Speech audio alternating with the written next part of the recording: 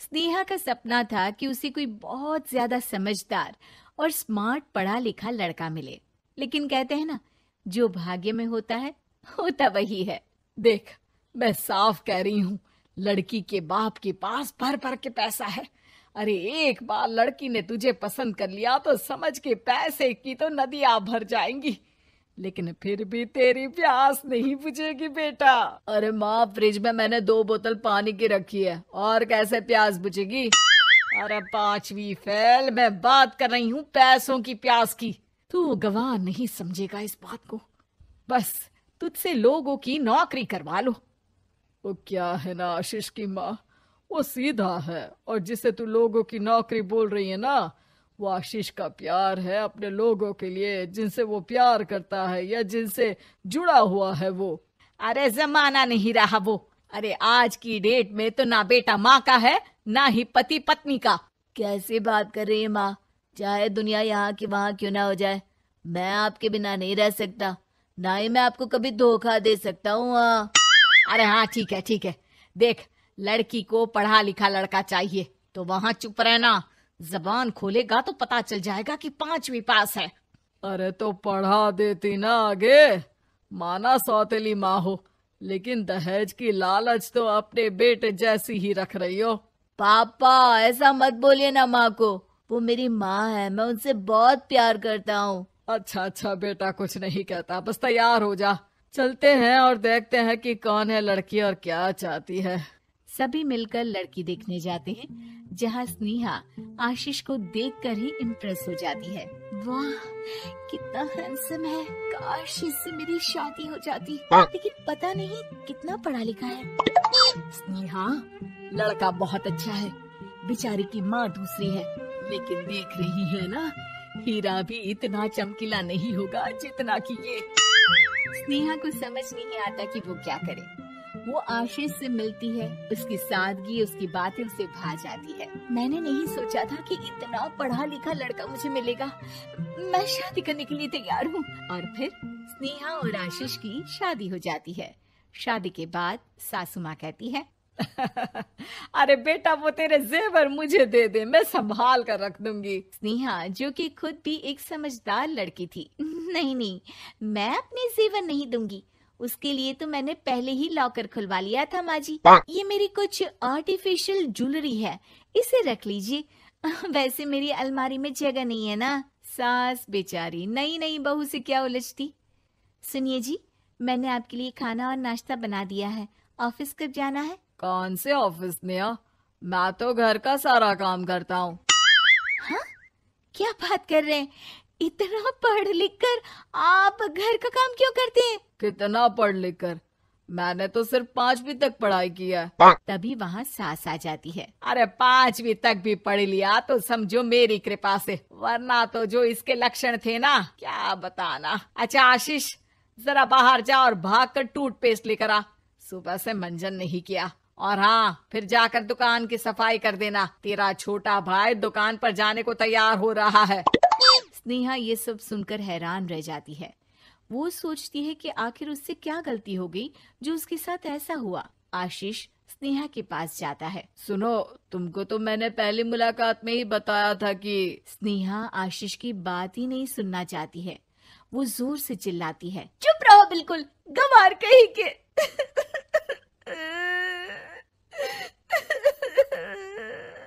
कितना बड़ा धोखा हो गया मेरे साथ, अब मैं इस घर में नहीं रह सकती।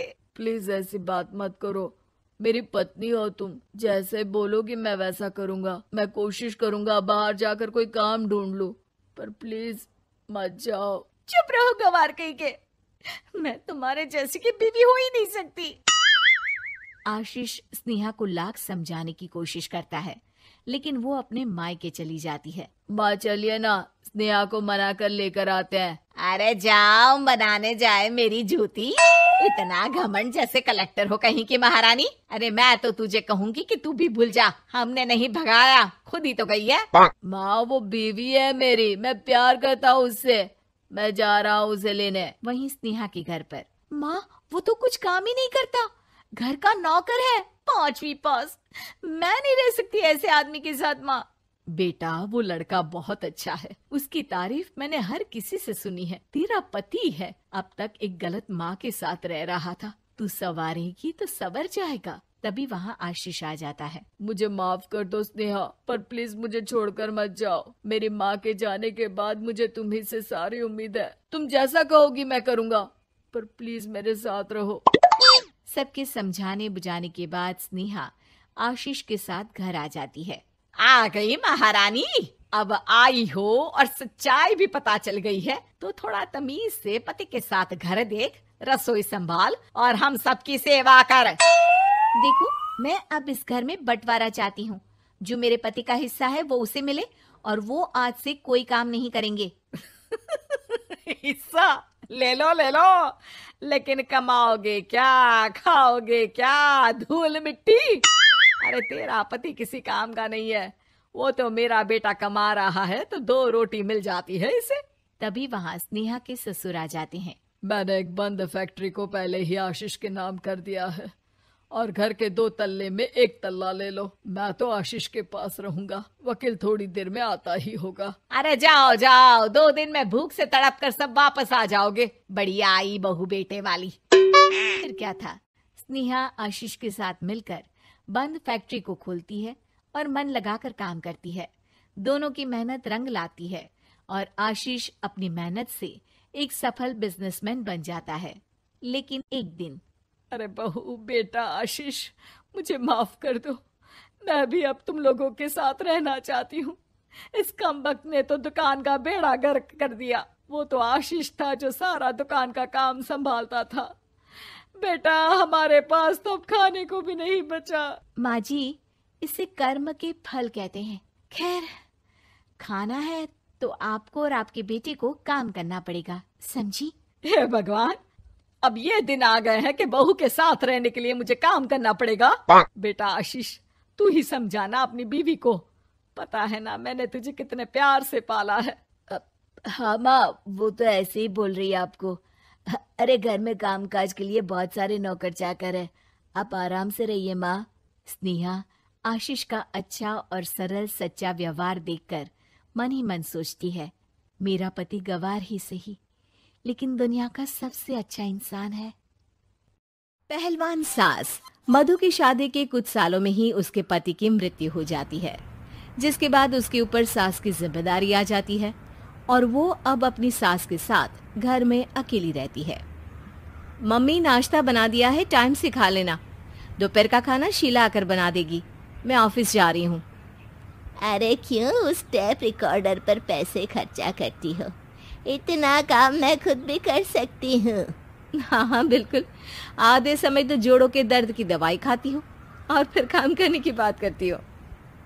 दवाई खाती हूँ तो क्या, मैं अभी भी अकेली 10 पर भारी हूँ। हाँ मैंने मान लिया। मधु घर से चली जाती है, जिसके बाद सास नाश्ता कर दवाई लेकर टीवी देखने बैठ जाती है। दोपहर को शीला घर आती है।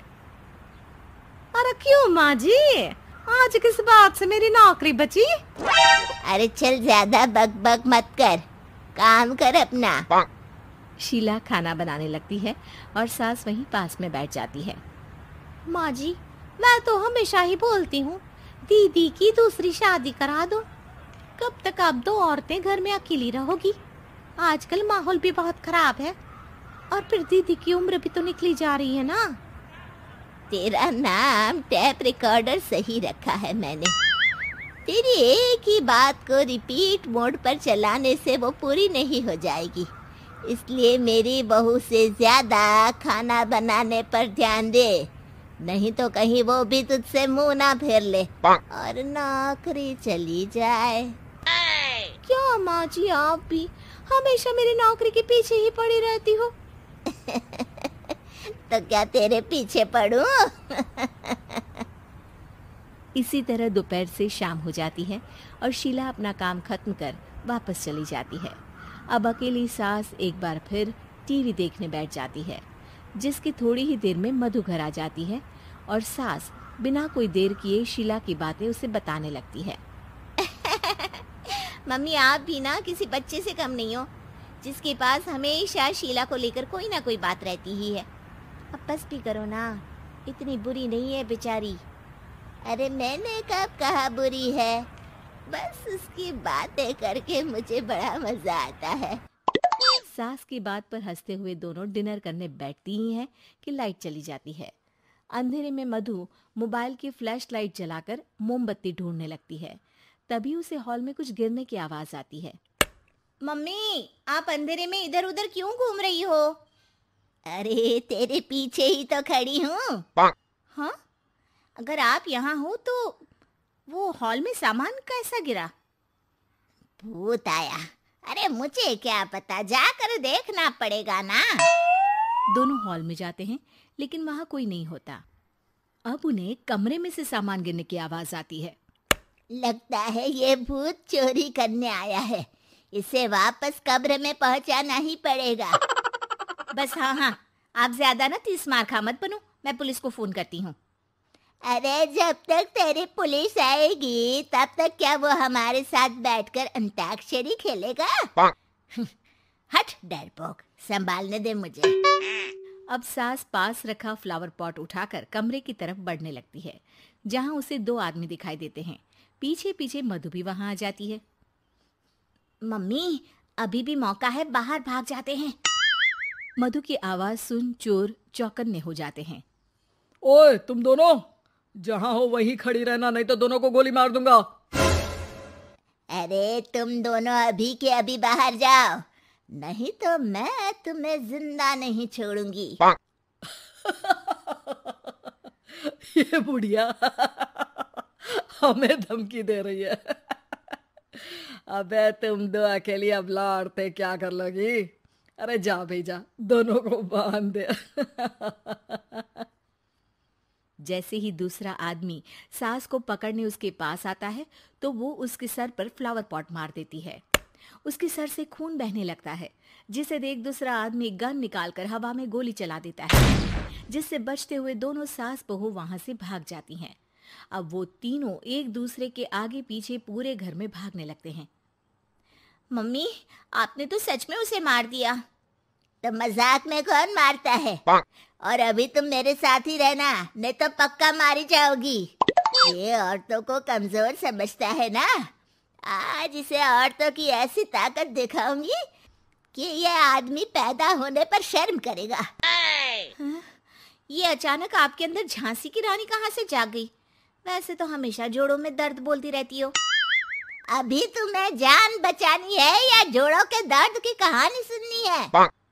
मधु और उसकी सास कमरे में जाकर दरवाजा अंदर से बंद कर लेते हैं, जिस पर चोर बाहर खड़ा दरवाजा बजाते हुए उन्हें आवाज लगाने लगता है। क्यों डर गई? अरे वैसे तो बहुत धमकी दे रही थी, गेट खोल अब बुढ़िया। अबे पागल, धमकी देने और होशियार होने में फर्क होता है, पर ये दिमाग वाले काम तुझे तो समझ में नहीं आएंगे। रुक, अभी तेरा दिमाग ही बाहर निकालता हूँ। ये कहते हुए चोर गोली चलाने ही वाला होता है कि सास अचानक दरवाजा खोलकर उसके मुंह पर परफ्यूम डाल देती है, जिससे चोर गन फेंककर दर्द से चिल्लाने लगता है। मम्मी, अरे बहुत दर्द हो रहा है, कोई बचाओ, इसे हटाओ प्लीज, मैं किसी को कुछ नहीं करूंगा। क्यों रे, क्या थोड़ा सा दर्द होते ही मम्मी मम्मी करने लगा? अभी तो औरतों को कमजोर बोल रहा था। भूलियो मत, एक औरत ने ही तुझे इस दुनिया में जन्म दिया है, और वो भी तुझे ये दर्द हो रहा है ना, उससे लाख गुना ज्यादा दर्द सहकर। इसलिए औरतों को दोबारा कमजोर भूल कर भी मत बोलियो। वाह मम्मी, आपका ये रूप तो मुझे पता ही नहीं था, आपने तो कमाल ही कर दिया। कहा था ना, अकेली ही 10 पर भारी पड़ सकती हूँ, ये तो फिर भी 2 ही थे। इतनी देर में पुलिस भी वहां पहुंच जाती है। आ गए आप, कर लो इन्हें अरेस्ट और जेल में बैठकर अंताक्षरी खेलना।